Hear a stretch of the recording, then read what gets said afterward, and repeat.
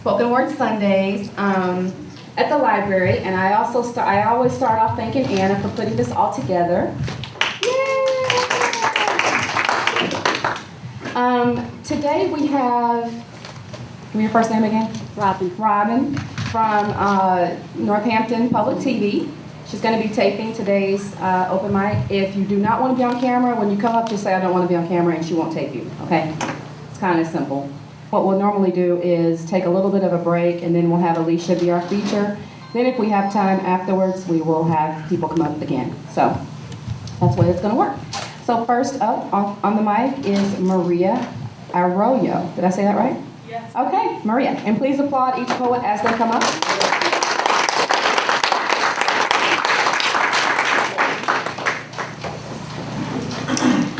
Good afternoon. What an honor to open up this open mic. Thank you. My name is Maria Luisa Arroyo, and I have a few poems to share with you today. The first two poems are inspired by Sunday rituals at my father's house, and it's been going on since way before I was born. It's entitled Sundays los Domingos. Back up. Bebemos, cantamos, comemos, celebramos. After church, men in guayaberas migrate to Papi's backyard, where cans of beer bob in open coolers, and bottles of ron y caña circle the pole of the Coors umbrella.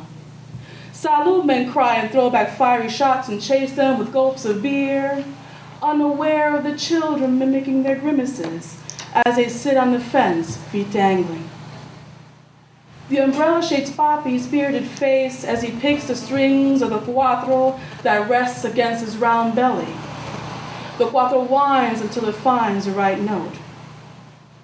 Compay Beno begins to strum, while Compay Adrian scrapes el guiro, and with a nod, Compay Colón clears his throat. Solo rodando por el mundo, con un dolor profundo y sin poder llorar. As Colón's voice throbs, words weave through musical chords like fingers. The women huddle and press their noses against the screen door, sighing. As the boleros fade, Mommy slips back into kitchen and drops chopped and salted pork pieces into a pot 2 burners wide that sizzles and pops over blue flame. As Comay Juana stirs arroz con gandules on paper plates, Mommy yells out the door, Jose Maria Luis Marita, ven acá! Jose Maria Luis Marita appear, hands outstretched to cradle steaming plates, and they race back to their papis before the darkening heat hits their palms. Bebemos, cantamos, comemos, celebramos. Once the last piece of pork is eaten, the men wipe their hands, lean back and nurse rum and cokes as musicians thrum and stroke their instruments. The women gossip over fulana de tal. Bebemos, cantamos, comemos, celebramos. Until the street lamps flicker on, until the last drop of liquor is swallowed, until the last song is sung.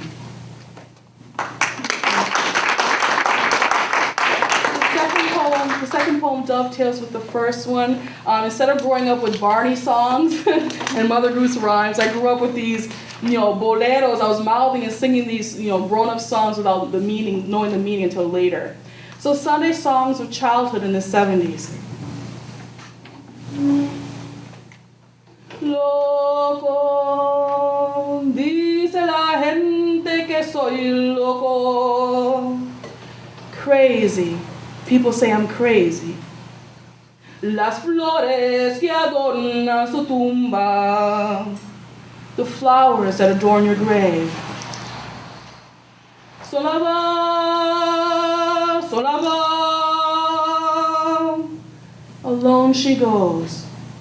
Alone she goes. No me llores más. Don't cry to me any longer. En mi viejo San Juan, in my old San Juan. Solo rodando por el mundo.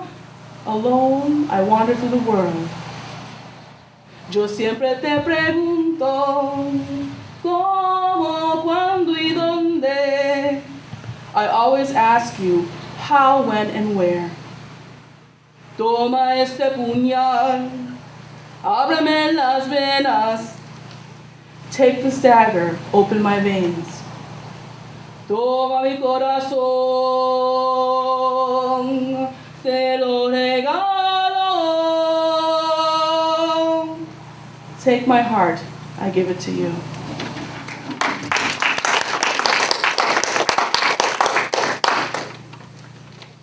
Crystal, you let me know how much. I have 2 more poems. Okay, all right. that's fine. One is, I'm going to dedicate it to Ana Melendez here. She's one of my students in my class.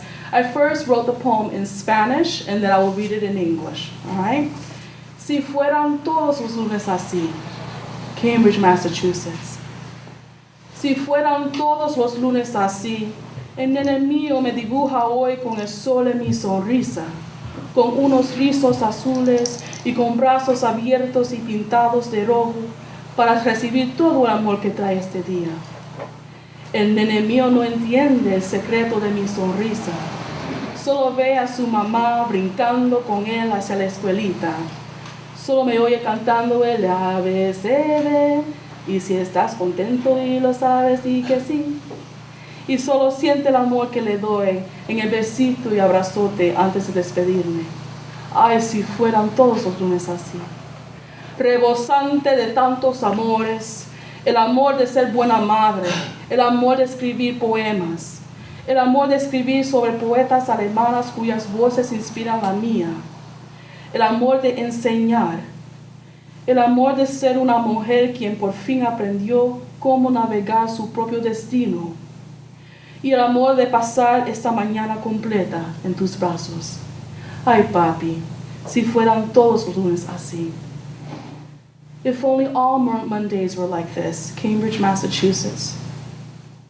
If only all Mondays were like this. Today, my son draws me with the sun in my smile, with some blue curls, and with my arms open wide and painted red, to receive all of the love that this day brings. My son does not understand the secret to my smile. He only sees his mama hopping and skipping with him to school. He only hears me sing A, B, C, D, E, F, G. And if you're happy and you know it, clap your hands. And he only feels the love I give him with a little kiss and huge hug before I leave. If only all Mondays were like this, bursting with so many joys, the joy of being a good mother, the joy of writing poems, the joy of writing about German women poets whose voices inspire mine, the joy of teaching, the joy of being a woman who has finally learned how to navigate her own destiny, and the joy of spending the whole morning in your arms. Ay, papi, if only all Mondays were like this. Thank you.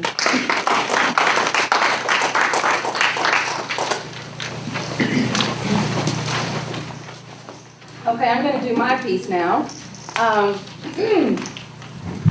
Maria actually is a very well-known poet in the area. I don't know if you guys remember her, but she's been here before at the open mic outside, and I have a picture of us on my website, actually. And someone thought she was my sister on the website. And I said, no, she's not my sister.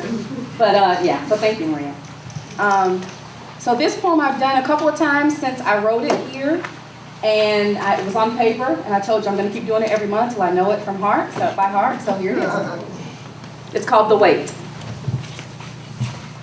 Your shoes are shined like brand new dimes, hair shimmering with coconut oil. Your skin is satin, black like the night, your teeth, little seashells, sweet and pure. You're so smooth that the ocean follows you all around, and your mama makes the world dance. And I don't know your name, but I know your stop and the sound of your gum popping in my left ear. I wish I could make time stand still just long enough to feel the warmth of your skin, because next to me, you are like a chocolate cloud, and I want to scoop you up and suck you in. But you don't know me from anybody else. I mean, we all ride the same train. You don't even know my name, but in my mind, we are already married with kids. White picket fence, stock dividends, bushes trimmed, a nanny named Kim, and so deep in love. Maybe one day I'll get the courage to say, join me after work for coffee or whatever usually follows meetings like that. And your hat pulled snugly, perhaps you'll approach me and agree to join me. And we'll sit and sip and chat about this and that and fall in love and run away maybe one day. But for now, I'll watch you from my seat, awaiting the day we will finally meet and tumble into this life in my mind. In due time, you'll be mine. That's the way it is. So you'll learn that some of you have been here since the very beginning, so you know that that's kind of my process where I'll write it, then I'll read it, and I'll read it, then I'll read it, and then I'll get it to memory, and then I'll perform it. So anyway, enough about me. Let's talk about me. No, I'm just kidding. Okay, so the next poet that's coming up is actually featuring tomorrow night at Jester's Cafe. That's in Westfield. So if any of you are able to come tomorrow night, please come. It starts at 7 o'clock. They do have an open mic beforehand. And so if you can come, it's going to be a bunch of us going out there to support him. So this is Stephen Lindow.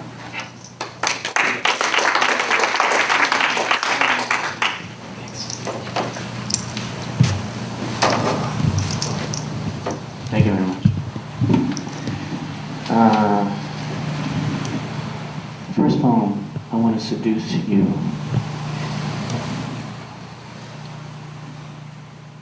My love, the flowers are watching you. The town, tiny now, because the night. They could sit in my teacup. My love, the flowers surround us. The moon, a mark of sugar. Your name, sugar, I would gladly burn my mouth on. The flowers worship you, my love. My love, I am now flowers. You are the chandelier in my heart, and we take the dark out of night, and our children will be of moon.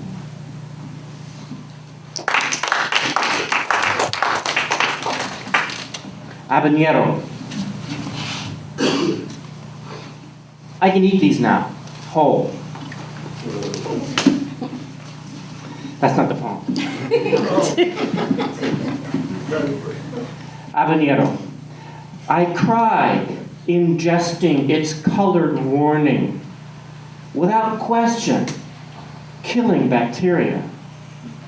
My tears of toxic brine, now savvy to pain, the devil, and the blues. But I'm not killing. I'm merely swimming, excommunicating with minuscule radioactive asterisks.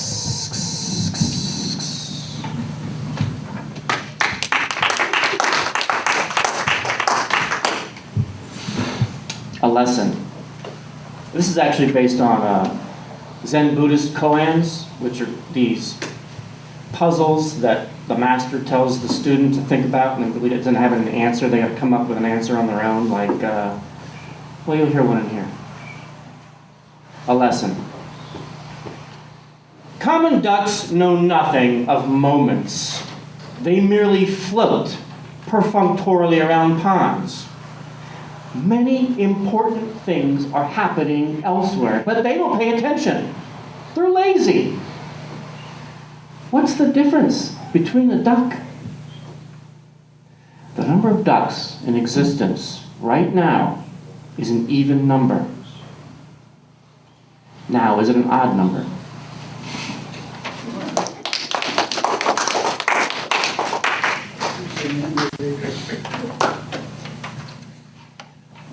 When I was 8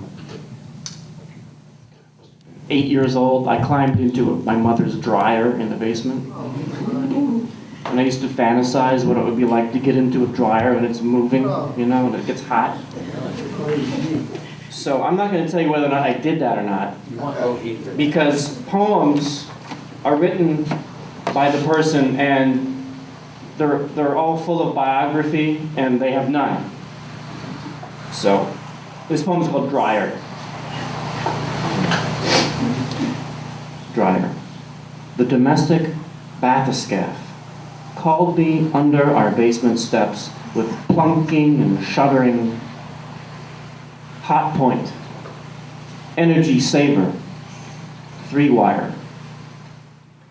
I watched static breath freckling my corduroy long sleeves and socks, round and round into magnetic kink.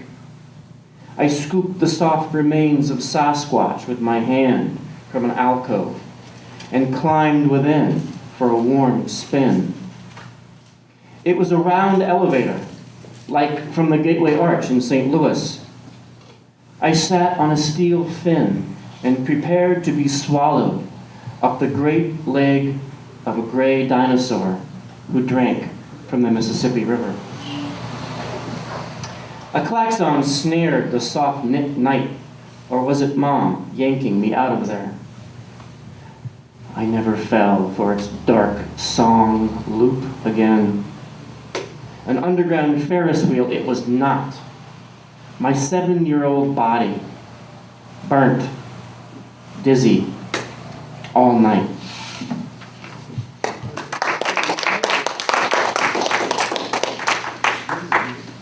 And I'll read one more. This is a new one. And I've said this a couple times in the poetry workshops that we do here, where sometimes you don't know where a poem is going and you shouldn't think about it. You should let the poem lead you. And I'm not sure where this is going, but I'm excited about it. And it's a new voice I haven't heard before. I don't have a title for it. Here we go.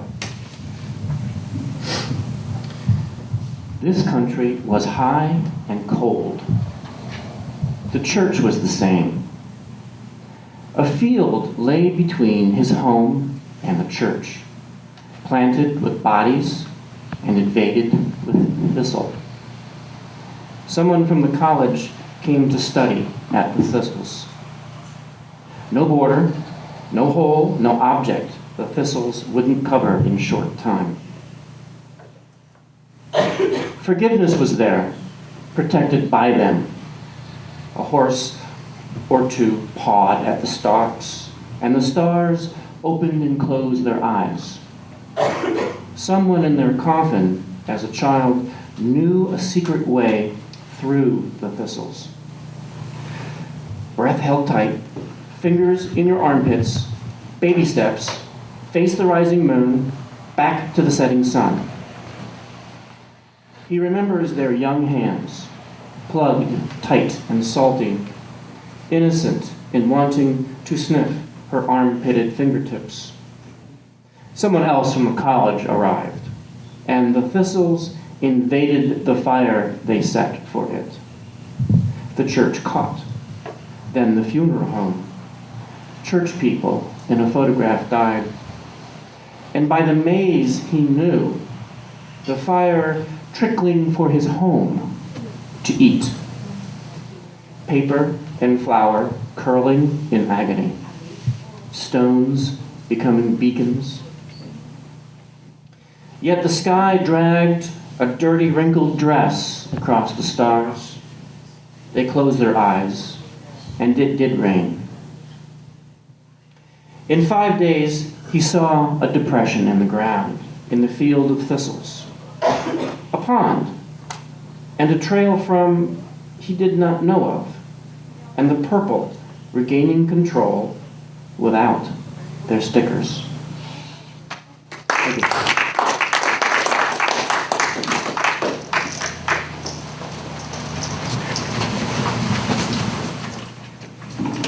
Thank you very much. Okay, so next up we have Luis Colon, and he's going to read a poem from one of the books. It is National Poetry Month. You probably all know that already, but if you don't know. And I actually took it upon myself to write a poem a day, every day in the month of April. And I've actually done it. They're not all very good, but I've done it so far. So yeah, but anyway, Luis Colon, come on up.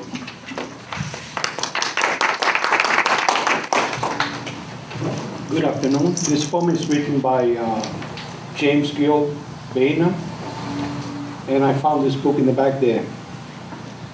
It's written in Spanish and English. I'm going to read it in Spanish first, okay? Mm-hmm.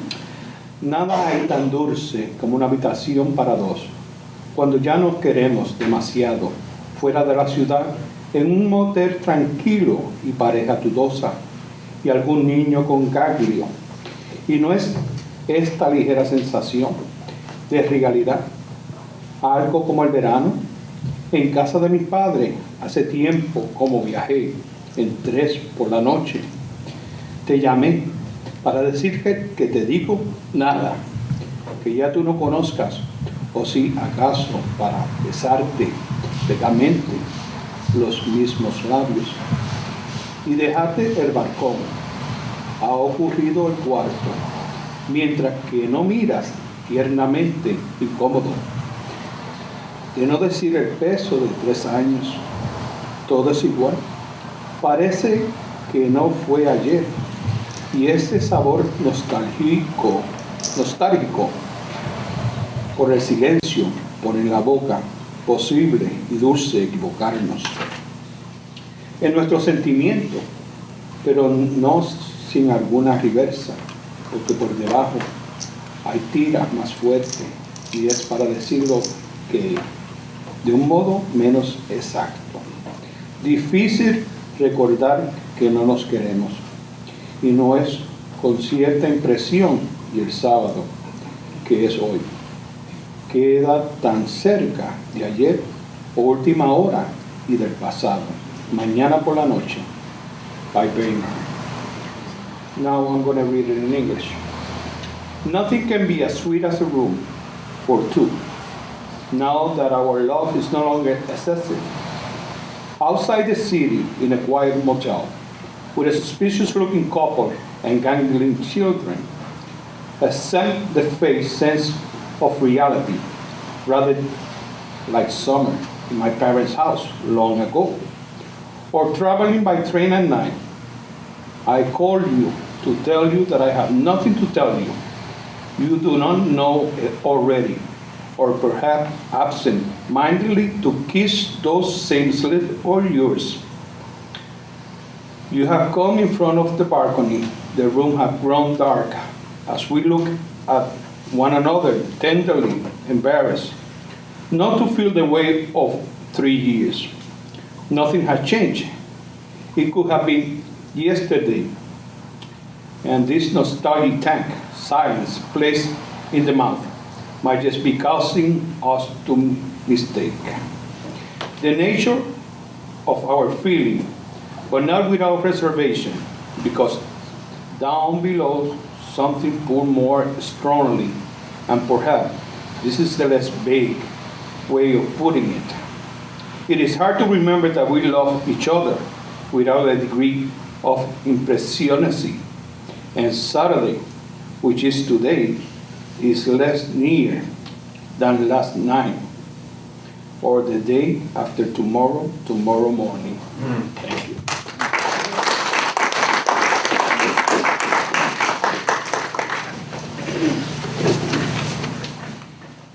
Thank you. Is this your first time here, Luis? Yes. Okay, welcome.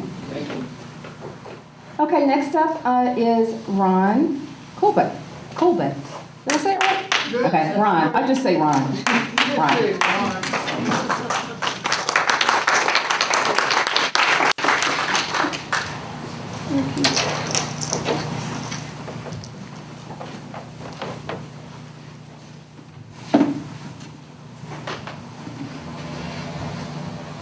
This poem here I wrote, it's about a conceited butterfly. I call it the demonic butterfly. If by chance I were a butterfly, I would spread my colorful wings and soar. And every garden that I passed by, I would explore. I know that I would certainly match the beauty of any flower growing there. My splendid hues would more than equal that of each and every flower. I am quite sure that none could surpass my magnificent presence. For my majestic beauty would simply be superlative for I would fly to and fro so that every living creature could see and envy me. They would ask, what manner of bird floats on the air? I reply would be, why don't you know this?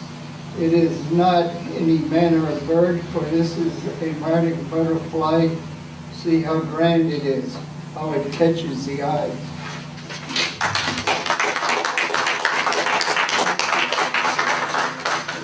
See, I had one here about spring. Let's see, is this the one? I don't know what it is. Spring is in the air. Yeah. This sounds better, I think. Spring is in the air. It is time to see the crocus appear ever so clear. This being the month of April, so we can expect a lot of rain. We have waited all winter to see the sun melt away. Spring is finally here. We will see and hear the birds of spring sing once again. Also see robins and bluebirds on the wing. Soon April will give way to the month of May. We will see pretty flowers of every kind. Easter Sunday will be on our mind. Lilies will be given with love and care. Alas, we will know that spring is in the air.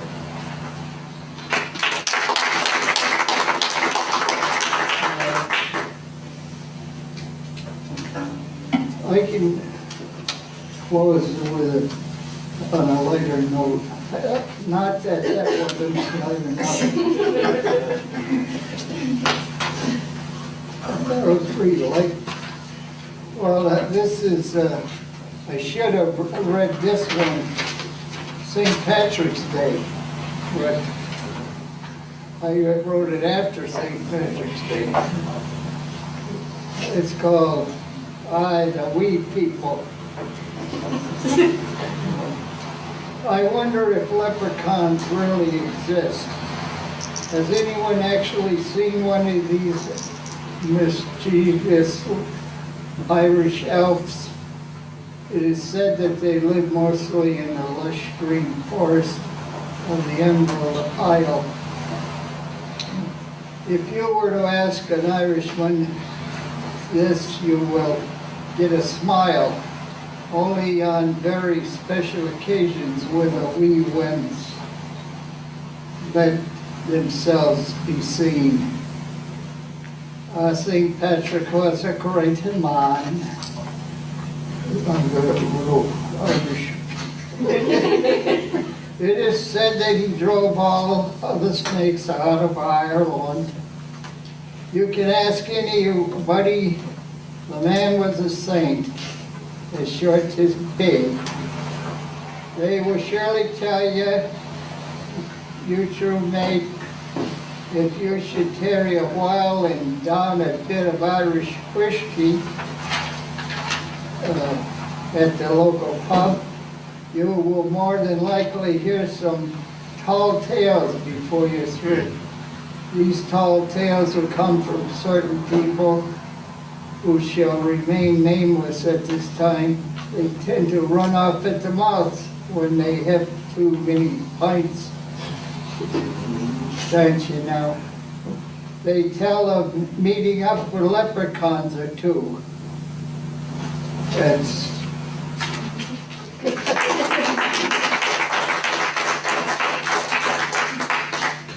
I'll be back. Okay. I'll be back. I shall return. Okay, and I have an announcement too. We're doing our Women Who Jam showcase in Chicopee. That it's going to be happening on May 18th. It's a Friday night. It's all female showcase. Everything from dance to spoken word, comedy, hip hop, soul, country, rock, folk. And a portion of the proceeds goes to buy scholarships to give a scholarship to a young girl going to college to buy books who can't afford to buy books. So I have flyers and I have tickets. The tickets are normally $15, but I have them for $10 today. Or you can buy them at the door. There's going to be $20 at the door. So I have more flyers, and Alysia is actually one of our featured performers that night. And we are still looking for other females to perform, so if you would like to perform, just let me know. I'll put you on the list. Gumbo venue? It's at Gumbo, yes. It's at the Days Inn in Chicopee. So I have flyers. All right, so next up is Sympetalous. Did I say it right? What do you have to tell about me? Well, I can say some things about you. No, I'm just kidding. He's actually featuring next month. He's our feature next month, and he's going to do some reading today. And I guess it's going to be in 2 parts. So he'll read, and then we're going to have 2 more poets, and then Alysia will read. We'll take a break, and then we'll start over. That's how we normally do it. So please applaud our next poet.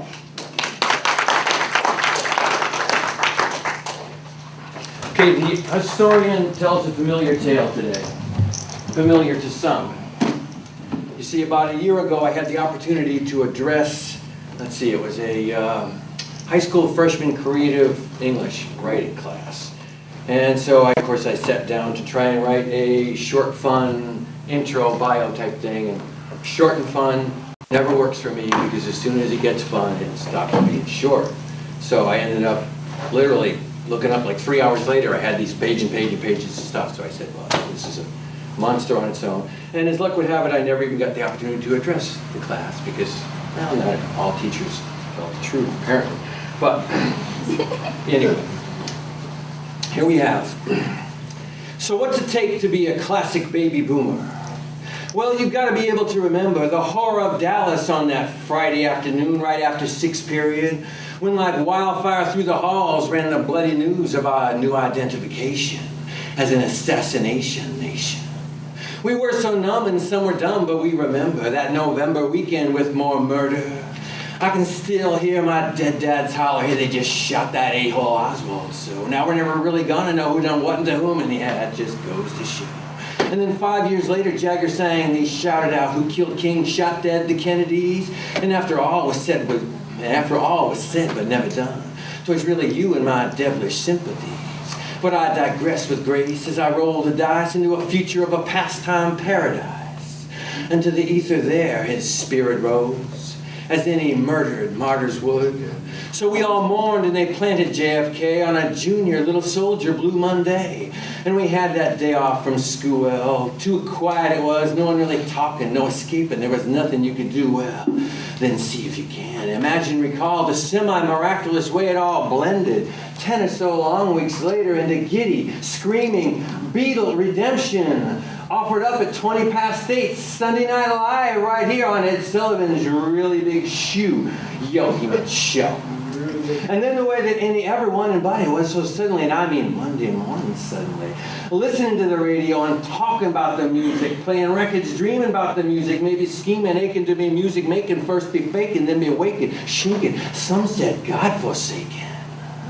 But for sure, if the divine powers that so be turn their back on any damn thing, hey, did they shoot King? It was the poor cities of this sweet old world, for they commenced to seethe and burn and smoke and swirl. And I'm talking Saigon and Hanoi and LA and Detroit, because don't forget the Motor City. Of the people, by the people, for the people, with the people, all starting to churn. Some of us starting to learn, starting to realize with maybe real eyes. Like my own naive self, for instance. Yeah, there I was, off to college. Duke University in 1968. Pretty cool, huh? Sure it was. And flunked out I did after the 2nd semester. Oh, but sometime in those first few months, still when I was a green teenager. Mostly apolitical, but still kind of prejudiced around and about the lily white Wonder Bread soft crust suburban edges. An angel dressed like a grad assistant, walked over to me in some lonely corner of the library and dropped a book on the table in front of me just so I'd see. And I stared back at the pissed off black man on that cover, pointing a finger, but hopefully not at me, or so I thought. No shit. there I sat, and I started to read the autobiography of one Malcolm Little, a big man who became the legendary X and would be dead, would be interred before his voice was fully heard. But he spoke to this white boy that long ago but not forgotten day. Less than 200 pages in and long past the skip class or two, I put down the black and white soft cover with the already curled reddish paper edges and said to myself, and later many others to this very day with clear eyes, "You stupid fool, you're on the wrong team. You've been rooting for the evil guys." So we did a lot of talking, reading, marching, organizing, sitting in and proselytizing, but never quite enough. And still maybe way too much, that is, of a little super and substantial substance touch. Yeah, just breaking on through to the other side. What days are dark with light, and so they really divide. Purple haze and acting funny, so don't lie. Let me do that again. Jimmy always throws me here. Purple haze and acting funny, and then well know why. So don't sue me, voodoo child. That's why I kiss the sky. Yes, getting by we were with a little help from me friends. Help that wasn't really needed, but we did many anyway, and with any who. Just don't try this at home, kids, and don't mention my name when you do. And then we, as a talk about my generation, went absolutely insane and wild in the streets as a thriving subculture on the rock and freaking roll baby. And with a taste of seven for the hell-bent, the heaven sent, or maybe sore and jealous with the psychedelic, and then maybe sex when you can get it while you can. So cried old Janice from a stage not far from the heaven that she would soon inhabit. Yeah, maybe you've seen Woodstock and a few other movies, or maybe even not. So here's an awesome vintage tout, an '04 release called Festival Express with Jerry and Joplin rocking out. On a trans-Canadian train kept it rolling some 36 all night a long time summers ago with a very cool black and blue buddy guy playing Why I Sure Enough Got the Blues while teaching trippy hippies how to properly drink booze. And thank God your author never learned that one, and I will return later to finish my notes.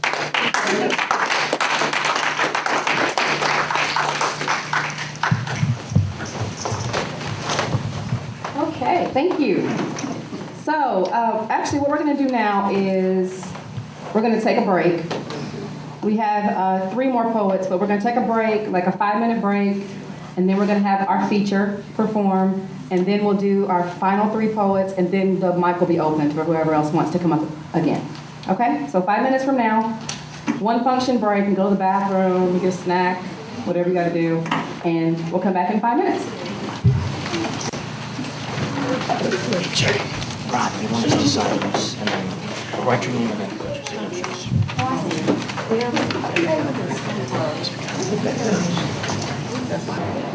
So, we ready to get started again? Are we ready? Okay, so here we go.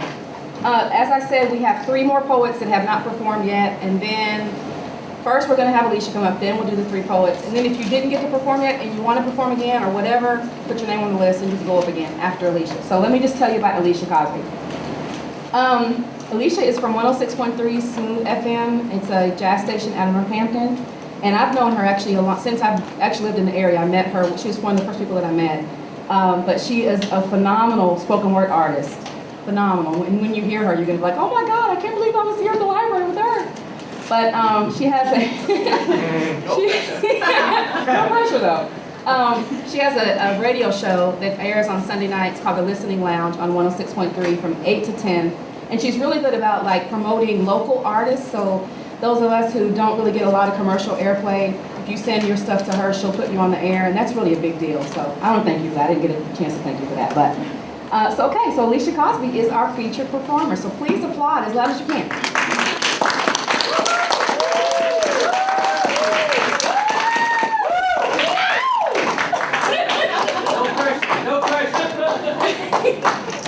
Wow, how can I top that? Ooh, no pressure, Crystal. Love you, girl. I want to start off with this one. Nikki Giovanni. Poetry is motion, graceful as a fawn, gentle as a teardrop, strong like the eye, finding peace in a crowded room.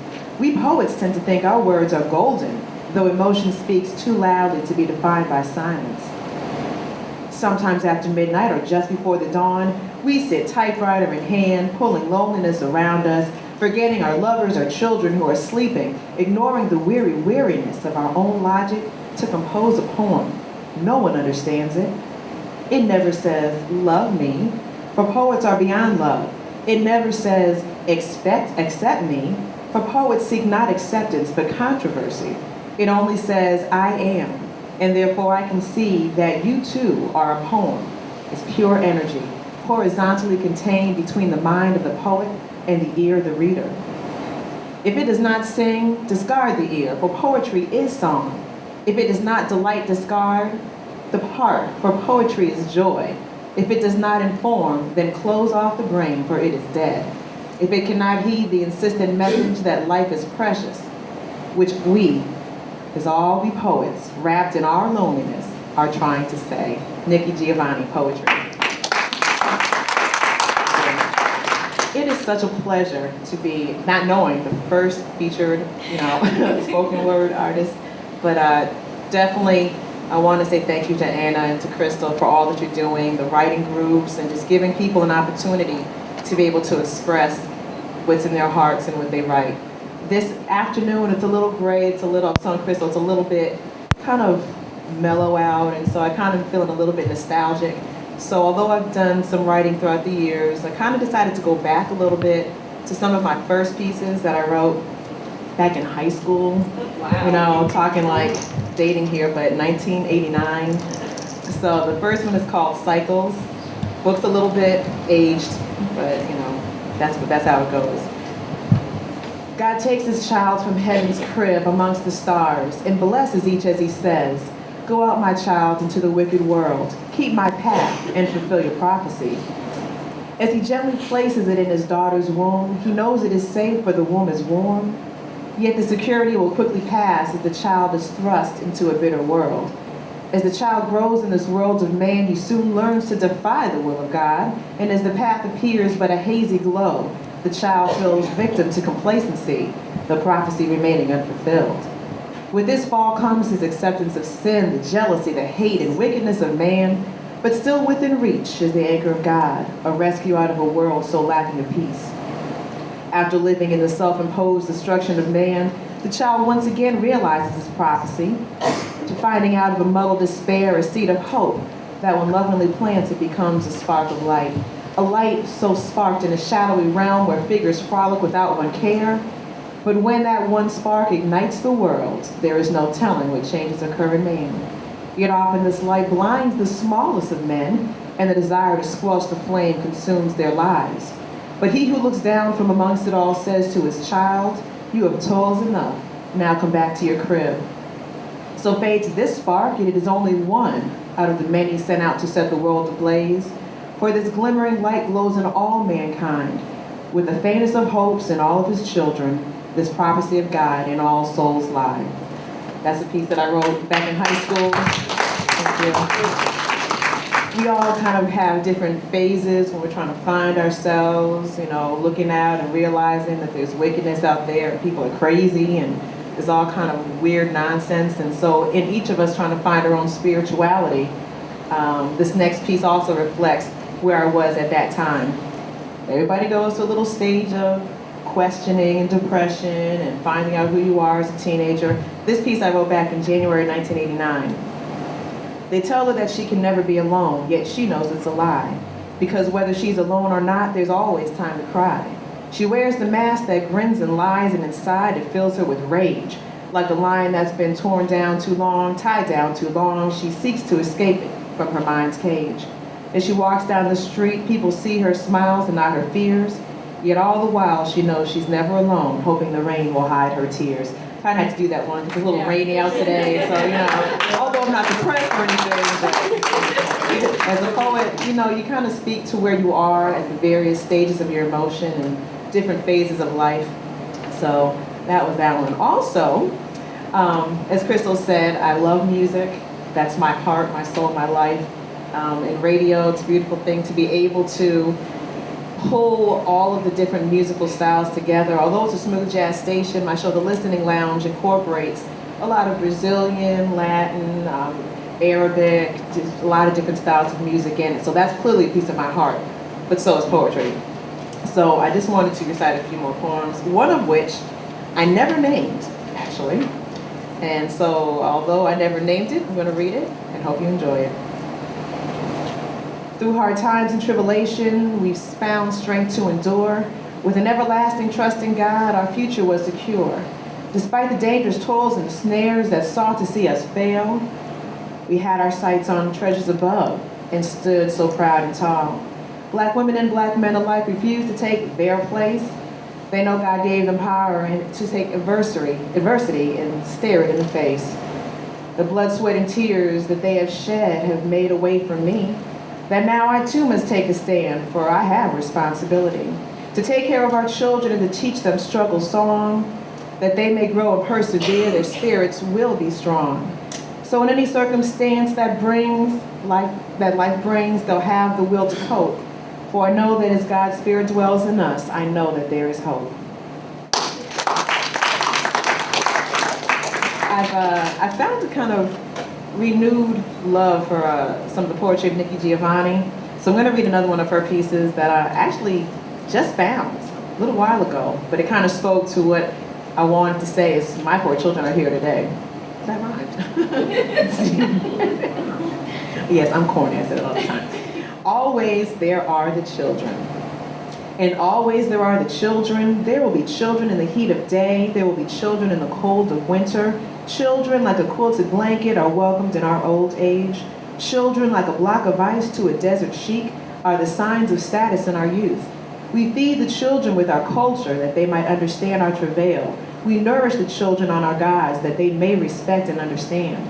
We urge the children on the tracks that our race will not fall short. But children are not ours, nor we theirs. They are the future, we are past.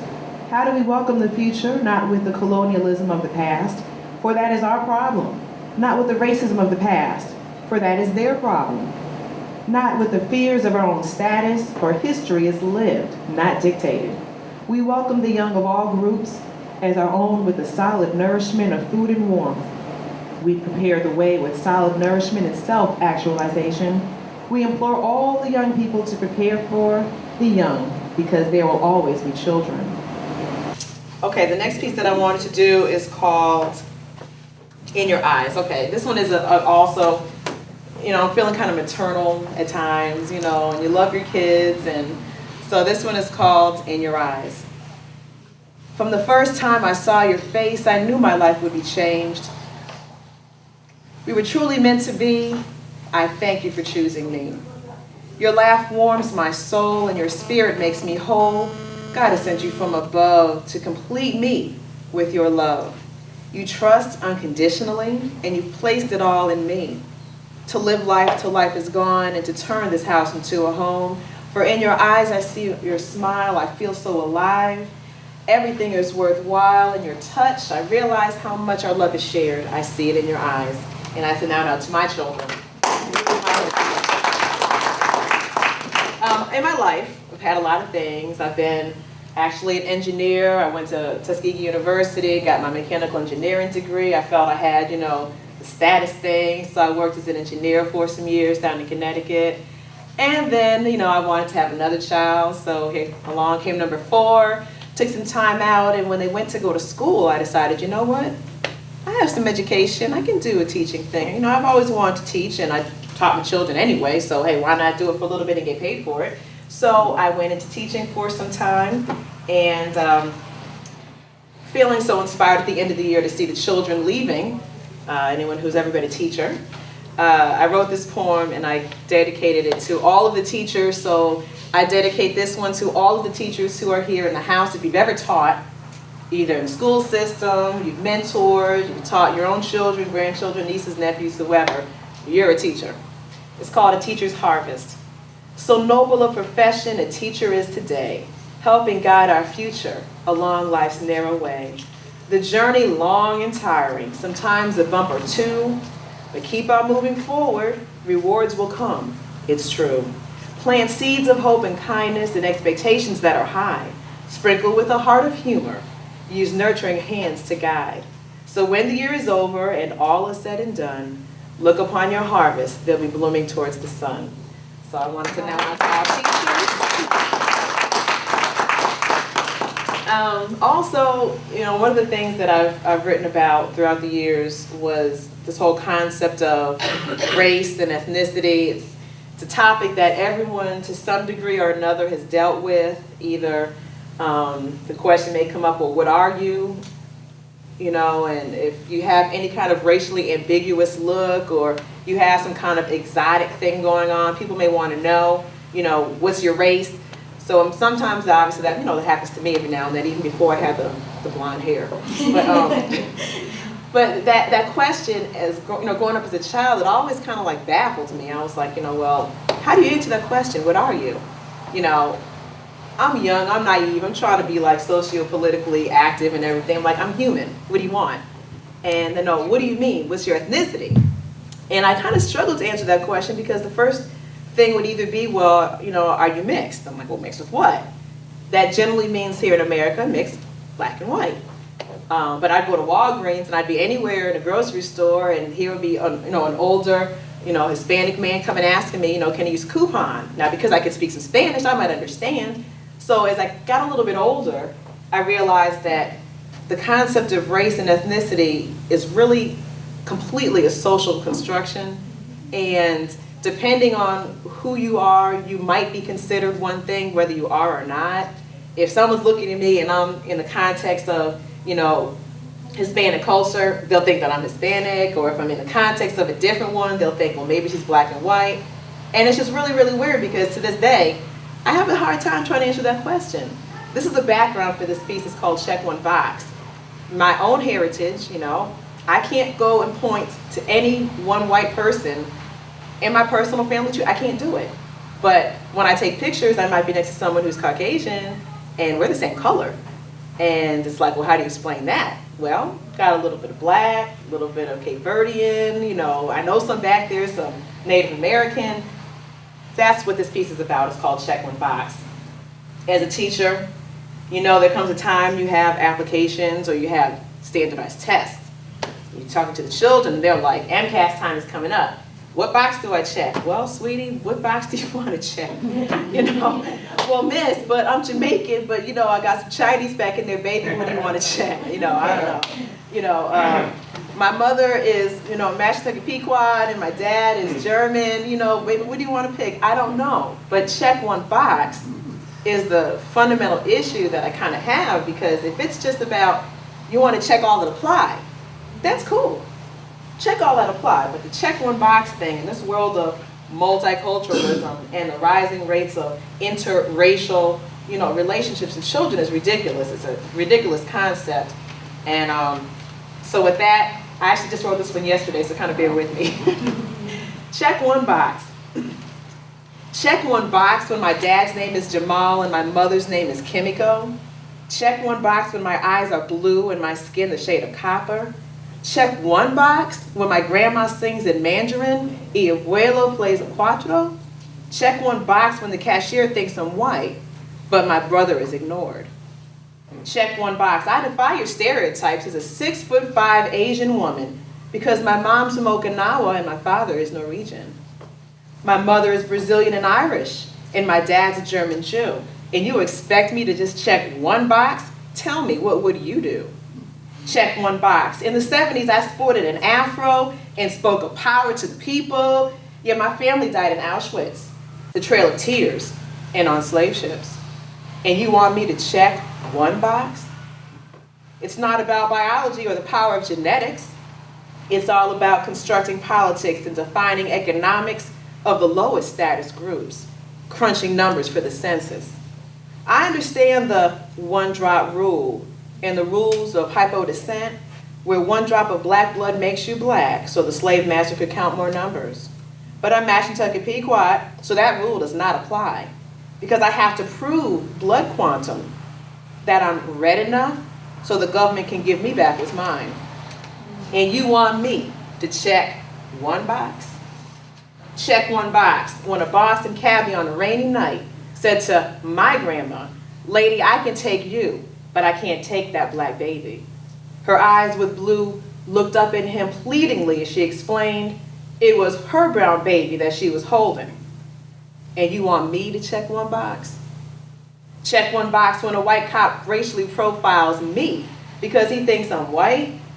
My crime. It seemed to him suspicious to have a black man on my passenger side. He trailed me for a minute, trying to check things out. So when he wrote out his citation, he checked one box. He thought I was white. I can't trace my tree to find it because my husband is the octoroon. And even though he's chocolate brown, he's far more whiter than I. And you want me to check one box. If I'm the sum of all my parts, then why should I deny my complete existence in order to abide by some unspoken code and narrow definition of social constructions of race, ethnicity, color? But if it's really about color, then why can 5 different women, white, black, Hispanic, Asian, and Native American, all go to the makeup counter and buy the same foundation color, natural beige, and you want me to check one box? Thank you.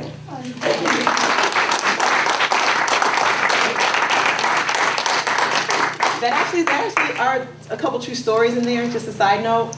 My grandmother, and I will share this, my grandmother who's looked like you would say, see her, especially when she was older, you just say she's just an older white woman. Blue eyes, very, very light skin.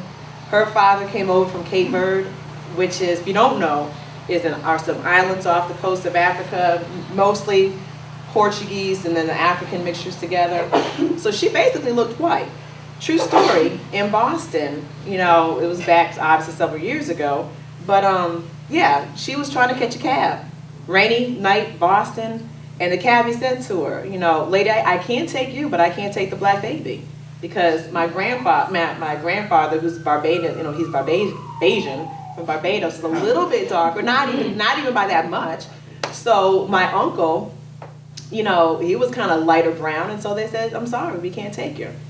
And it's kind of funny because the other story that I mentioned, yeah, my husband, who's there in the audience, he went out to LA for something. Yeah, you stop playing. He went out to LA to LA to do some business, and I remember I went to pick him up from the airport. It was like going up 20, on the way to Bradley, and coming back, and I was like, why is this cop just kind of odd behind me? I don't know, shades, baseball cap. It was like 4 o'clock in the morning, so it was still light out. And this guy got off, trailed me, got off, came back up. He'd already run my tag. And I was like, okay, what's this all about? So you know me, I'm not going to be part of people all the time. I'm trying to give people the benefit of the doubt, not like it's some kind of reverse racial profiling thing. But it was, because he checked off white, and I hadn't done anything. So, I could say, all right, that's real interesting. But I really think that as we, get into the year 2007 and beyond, the whole check one box thing, the whole how do you fit people into a narrow box and definition, we really do, here's my editorial comment here. Yeah, we really do need to take time and to recognize the commonalities between us. We're someone who's mixed with, the Filipino culture and Hawaiian or Irish mixed in and everything along the way. They may look just like your cousin. The fact that, I don't remember your name, yours, Maria, but that she and Crystal would be like, oh, are you two sisters? Because they are, they're sisters in poetry. Whether or not their ethnic backgrounds are at all related, common or not.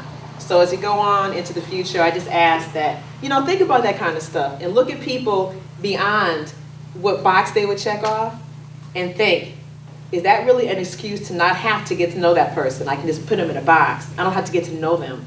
But take more time. So if you're really interested in culture, as I personally am, to get to know them like that, and don't just try to figure out what box should I put you in. Are you Asian? Oh, so you're smart. Not necessarily. Oh, you're black, so you play basketball. No, not necessarily. I have 2 left feet. No, I don't actually. I can play. But.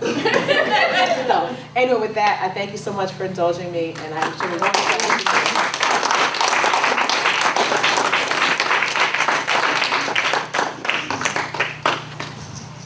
Thank you so much, Alysia. It was all I knew it would be.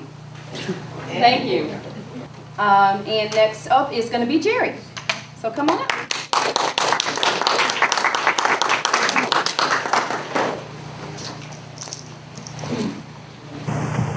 Yeah, I have started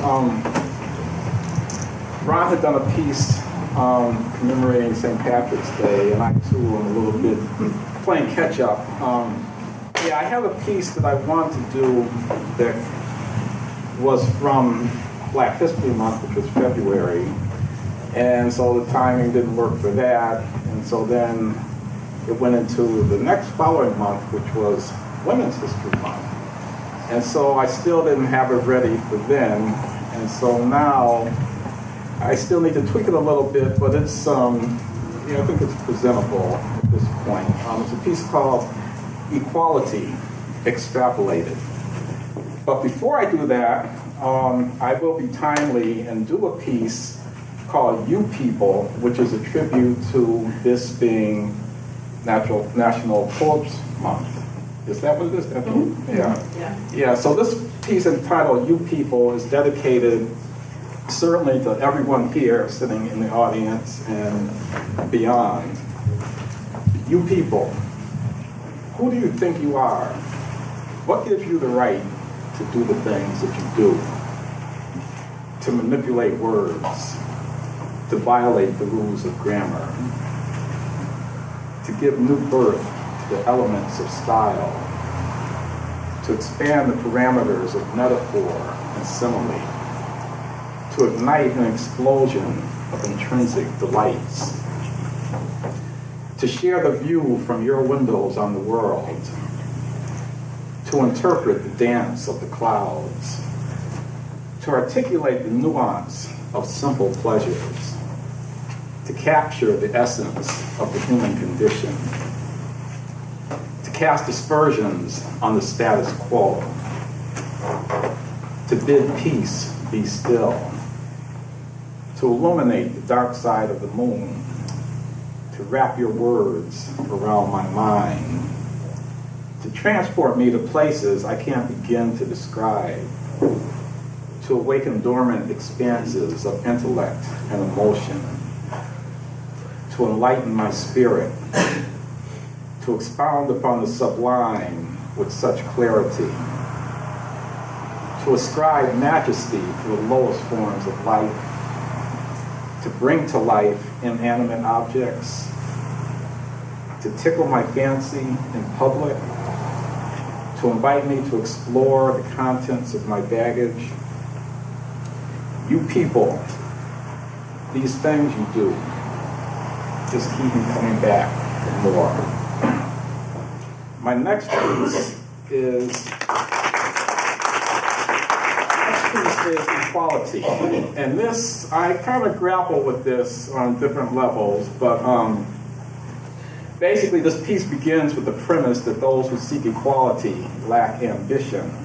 And it begs the question of what does or what would it mean to aspire to be every bit the object of your contempt. Equality. On the positive side of the equation, equality means not less than. On the negative side, nothing more. What equality breeds is nothing less than the sameness of the core. An embrace of the status quo and of more of the same, negating all contempt by never changing the game. Contempt with transcending the lowly status of subpar, reaching for and grasping, but never raising the bar. The game now played with politically correct players, those who at the table never had a seat, determined to engage the newly turned page to prove they can compete. If the angst, sweat, and tears over a myriad of years have borne such bitter fruit as to proclaim disdain and ill regard, and with venom to boot, surely you jest if the ultimate quest is to merely follow suit. To be prominently seated, but no less defeated, no longer on the outside looking in, but still not in the loop of the powers that be, and that have always been. Lost in the shuffles, not to belabor the point, but again, If you play to draw, the house still wins. Lost in the shuffle's razzle-dazzle, what can easily go neglected is that equations can be altered in ways that leave the value unaffected. There are many accounts of those pacified, then co-opted, and blinded and intoxicated by principles adopted, and beholden to the tenets upon which the game was founded, with praises bestowed and allegiance expounded. Be aware, beware, be wary, be resolute, and be ever so very mindful that the goal of equality is to up the ante on humanity. In a different voice, speak to be heard. Success is measured by the change that's occurred. A new deal, a newly shuffled deck, an occasion to be toasted. But the deck is still stacked, and the dealer takes all pushes, and no net gain is posted. It matters not which hand bastes the pot, if in the same sauce we are roasted. Equality. And next, on the lighter side, I have two very short pieces that are kind of, just to kind of lighten things up a little bit.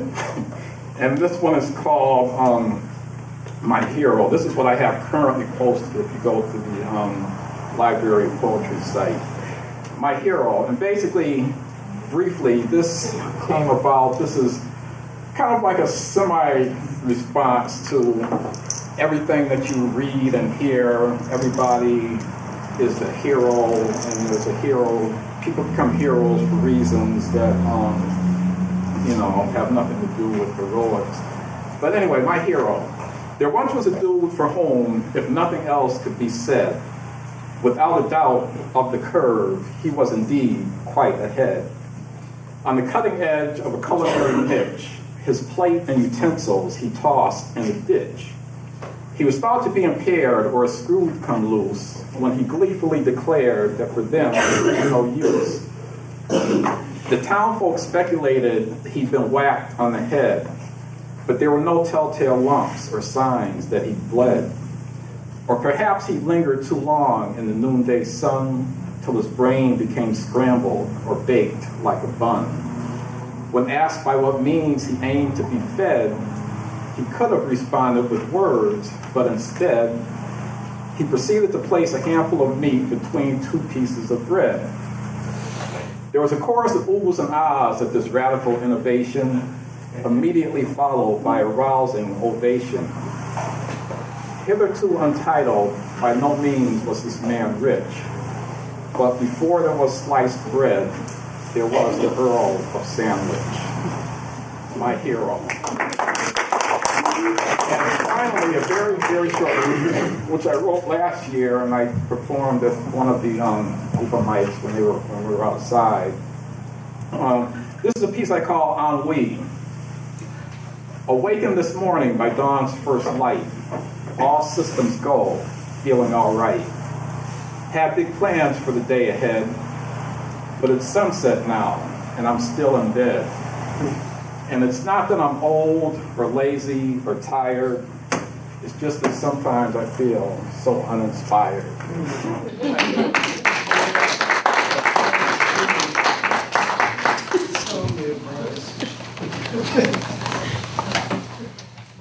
Thank you very much. Okay, so next up is Anna Melendez.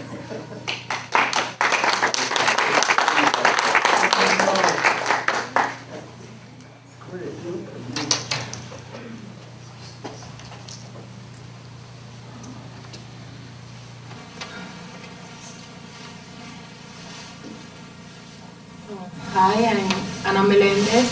I'm from Puerto Rico, and I'm a student at STCC. Professor Arroyo is my professor, and I like to write poetry. I'm going to read a prose poem. The title is Life Is.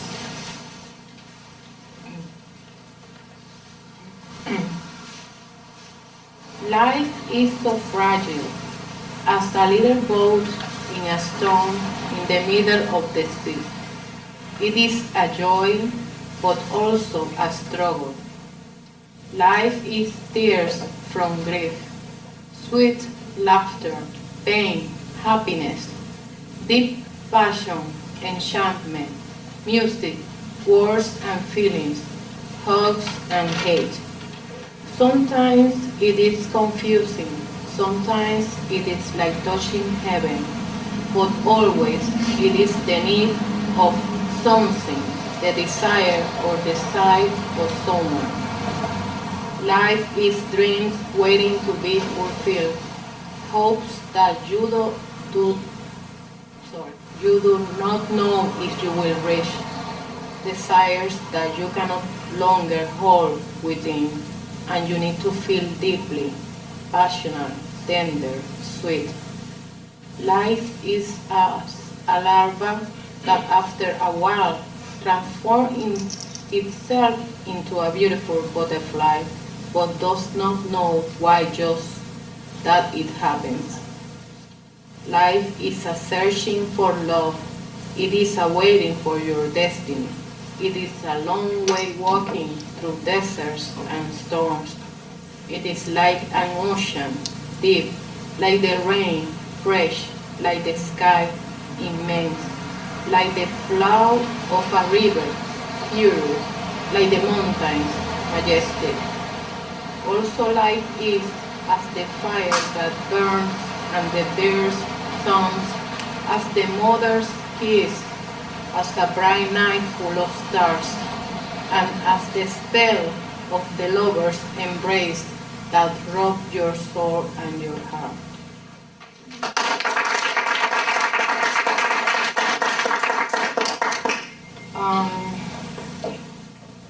My other poem is I titled The Prince of My Dreams. He is tall and strong, a real prince, with a heart of kindness, and has a scar over one cheek that does not scare me. He is mine. He is mine, he loves me that, for now in my dreams, but I hold his heart. I am waiting for him while he is searching mine. I know he is near, I feel him at my heart. We soon see each other, and we never will be apart.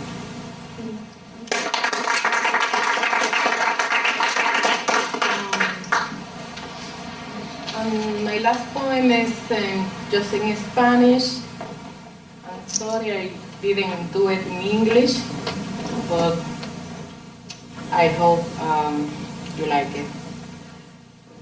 The title is En busca de tus sueños. En busca de tus sueños encuentras tantos obstáculos y a veces se nubla tu mente y te detienes en tus pasos. Si se cierra una puerta, otra se abrirá, pero sigue luchando para tus sueños realizar. A veces hay que tomar solo un día a la vez. Hay días tan difíciles, olvidemos lo que sucedió ayer. Sigue luchando y ante nada te detengas. Al final alcanzarás lo que tanto tu corazón anhela.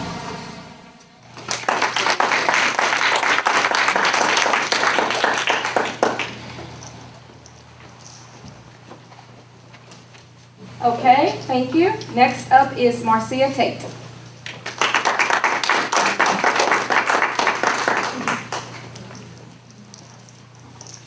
Okay, the first poem I'm going to read is something I've just been working on. So, don't you hate it when there is so much of nothing on your mind? Is there anything that I can leave behind? The thoughts keep coming, the do's and the don'ts. Don't you hate it when there's so much of nothing on your mind? The sordid events of the day-to-day grind. How is this important? What does it all mean? I ask you, don't you hate it when there's so much of nothing on your mind? Sometimes I believe that I am in an imaginary bind. Oh, What did you say? Is it only me? I only have so much of nothing on my mind? You mean I'm the only one who thinks so hard about this life that I hope I don't go blind? Thank you. Good to talk to someone who has it all together. Wow, why don't I feel better? Better than ever. I hate it when there's so much of nothing on my mind. And there really is nothing that I can seem to leave behind.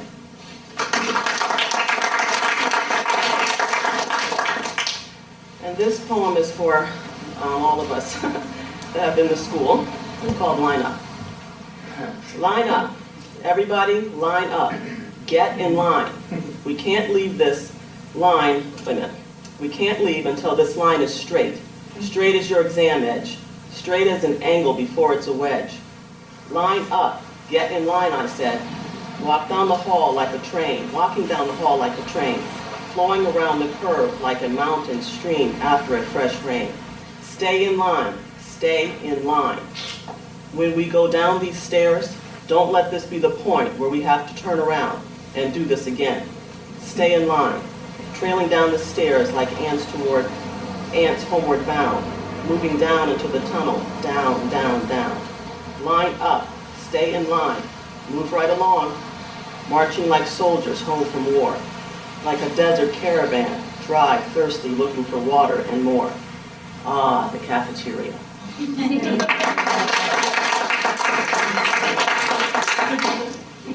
This last poem was entitled Egg. I was thinking about something for Easter, and so this is what came up. That elongated sphere, light but weighty, shell smooth but porous, like skin, believing it is tough until it cracks under pressure. A name here, a name there. Here a name, there a name. Everywhere a negative name. Then, out it runs, the liquid essence that can't be hid. Sticky secrets ooze. Life is the same at the lying and the retrieving. The circular, the motion, and the fluid of breath. Hard-hitting success, all in a fragile shell.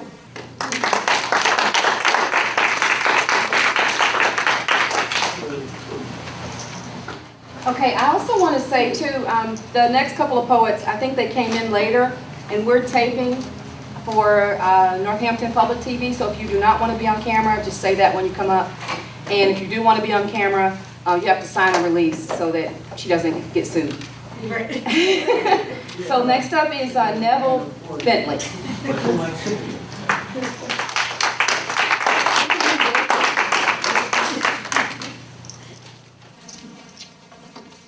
I just want to say thanks for the privilege to be here, and thanks for the entertainment so far, and I'm glorified. And one thing to know that Jesus Christ lives and He's risen. This poem I write is about a rose, and I picked a rose a long time, and I kept the rose for a long time, and I watch it fades. And when I watch the rose fades, I just remember, this is what I wrote about the rose. I'm in love with my rose. A rose is still a rose. Even though my rose faded after time, I'm in love with my rose. A rose is still a rose. It's from the garden. I picked it in the spring, and I kept it through the winter. A rose is still a rose. I'm in love with my rose. I'm not worried about the wind. I'm not worried about the rain. I'm in love with my rose. A rose is still a rose. You can't take my rose. It's mine. You can't steal my rose. All I got is time. Only once in a lifetime, you'll find a rose like mine.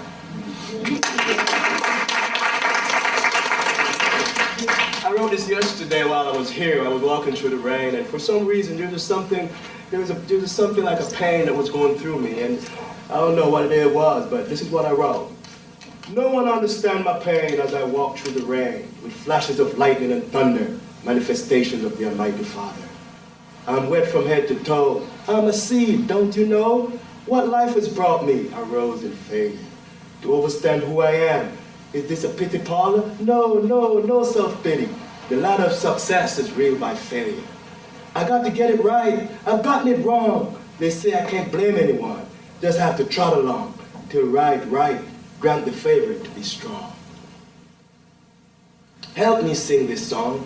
No one understands my pain as I walk through the rain. With flashes of lightning and thunder, manifestations of the Almighty Father. It's time to let go and let Jah take over.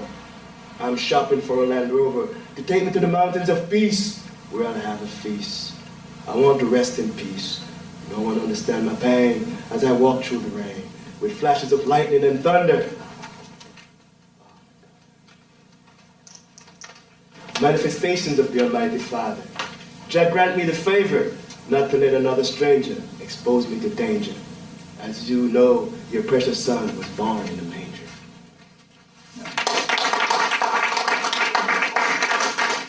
This third and last one is written because life has taught me so much, and I love to share it as I express myself. Life is complementary. Under the surface lies the unknown, only revealed when you change the tone. Life is a symmetry, reflecting no other than the symmetry. What's real never die. What's real never change. I love because it's unconditional. I need you because it's realistical, not magical, not frantical, and all the other L's. The reflection of love is the mirror. Love me as you love you. No fortune, no riches, just me to you. I will always love you. Love that's true. It's footprints when you only see one set. That's when I carried you the most. You wonder how I love you without seeing or talking to you. But believe me, your spirit is always here, and all that's real. I truly enjoy the spirit. The flesh and mind together are one. Change as the day and night be gone. For me, for you, I already told you. Now how can you hold a change? How can you take my love hostage? I've already given it to you. Set it free like a bird in a tree. If it comes back to you, if it turns, it doesn't. It never was. Here am I again, here am I again. I will always love you, no matter what there is. But clean your mirror. You will see the object of my love. I tell you this line, it's the subject. No, here's the predicate. It's the predicate. It's the action. It's moving. It's running. It is. It as is. It's the sunshine. It's the sunset. It is. It is the rainbow. Here's the goal at the end. I'll always love you.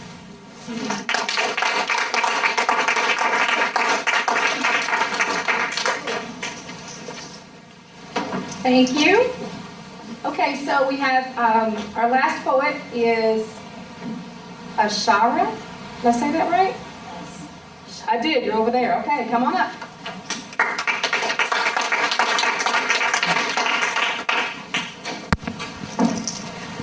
This is my first time ever performing anything. Oh, good. I actually had a different one in mind, but after she started talking about the boxes, it made me think of this one. It's amazing how in life we can go through so many different boxes. You can go through the racial boxes, the money boxes, and then I was hit by a new box when they tried to diagnose me with bipolar. So I figure I'd do this poem because I wrote this after I was diagnosed. Boom, I explode, get shift and flip episodes, ripping off this government barcode, stomping out from the valley of dry bones, shaking off the shackles of slavery, not a physical bondage, but because I'm mentally free. Coming with the voice of prophecy, putting tarnish on this vain reality, savage society of war and red rum. Coming with the countenance of serenity, peace, and longevity, reflected in the sun. My tongue is the sword. I'm in no need of a gun, for my lanes divine, my divine accord. 360 degrees, a complete queen. They say I'm only 3/5 of a human being, cause the rest is the body of the Almighty. Deriving from the Big Bang Theory, not of what you learned in classes of history, but of unfolded mysteries, the blood flowing of missionaries, malice in my speech of gun-toting I-chain revolutionaries, ejaculated from the godly ancestry, a branch from the forever living tree, swaying leaves of knowledge, good and achieve. I succeed every 25,000 years to create a new series. Trust, believe, I will leave the yoke of choke caused by the deep throat of serpent seeds. For I come before you no longer unseen, not with luxury of ministry or the garments of royalty, but lowly and dignifying with the song of a caged canary, with the esteem of self held high to undoubtedly ignite the reality of each flaming psyche from the steady stream of power and energy, straying in the infantry of psychology, detonating the be sedative hold of the detainees who are led blindly into a challenge sobriety. Rage against the robbery of your identity of purity, sovereignty, gods, earths, kings, and queens. Rebirth the Nathan from the conscious thought of past memories, and then we will become he, and he will become we. Mother Nature will carry a pregnancy of thoroughbred Adams and Eves, and balance the harmony will create a chemistry, and boom, explode, gives a shift and flip episodes. And once again, this time right, without death, constrict and bite, we will redeem the victory of the Big Bang Theory.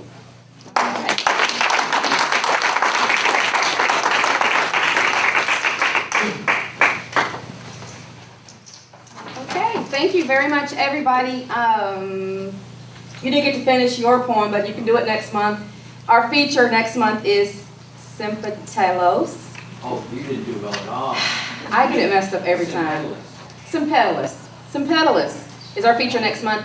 And we have features lined up for the rest of the summer. We're going to be moving outside hopefully in June. Last year we tried that and it was too hot one month, too cold one month, rain one month.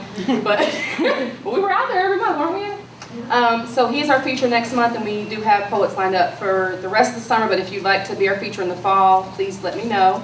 And just a couple announcements before we close out. Listen tonight on 106.3 Alysia Cosby's Listening Lounge show from 8 to 10.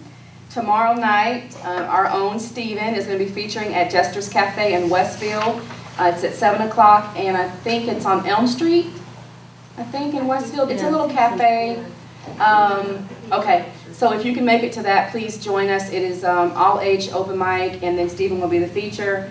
And this Friday coming up is Gumbo Live. We're featuring Deacon Frost, who is a hip-hop gospel artist, and that's in Chicopee. And then I do have tickets for Women Who Jam, and I am still looking for female performers who might want to perform at Women Who Jam, which is May 18th. So, all of that. The next open mic is May 20th. Yeah, May 20th, which is a Sunday, 2 o'clock. Please bring a friend and enjoy the rest of this rainy, rainy Sunday. Thank you for coming.